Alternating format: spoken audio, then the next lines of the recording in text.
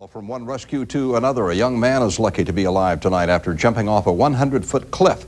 It happened on Wednesday near Lucky Peak, and that's where our reporter Todd McKay, who's in our 24-hour newsroom, picks up the story. Todd? Well, Ron, one reason that young man is alive tonight is thanks in part to a brave bystander who not only witnessed a 100-foot free fall, but sacrificed his jet ski to save someone's life.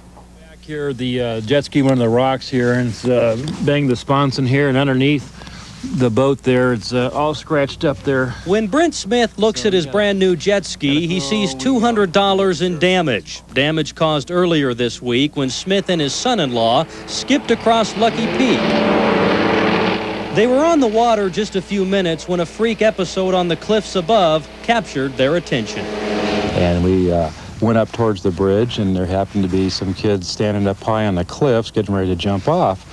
So we stopped to watch. This is where it all happened, here on these rocks that I'm standing on near the high bridge. This is where the 17-year-old, surrounded by his friends, decided to jump off this cliff, landing down here below me in the water about 100 feet first. That was the plan. But instead, he took off from here, landed face first, and that's when Brent Smith knew something was seriously wrong. I heard him yet. Yeah, it was a genuine belly flop. From about 75 feet. And then he just, we waited, and he never came back up. So I got my jet ski and went over to him and found him floating face down, and he was out cold. And that's when Brent dove into the cold water and, despite a hip replacement 1 year ago, drugged the unconscious teenager to shore. It's not only a miracle he lived, it's a wonder Smith was even out on the water.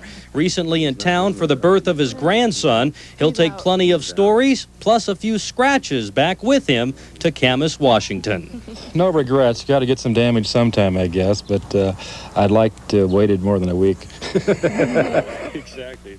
And we are told that young man that Brent saved did spend one night in the hospital and has both neck and chest injuries. Now, sheriffs tell us, Ron, that what this young man did is not only dangerous, but it could have easily turned out deadly. He's lucky, no doubt. Yes, he is. Thanks, Todd. You bet.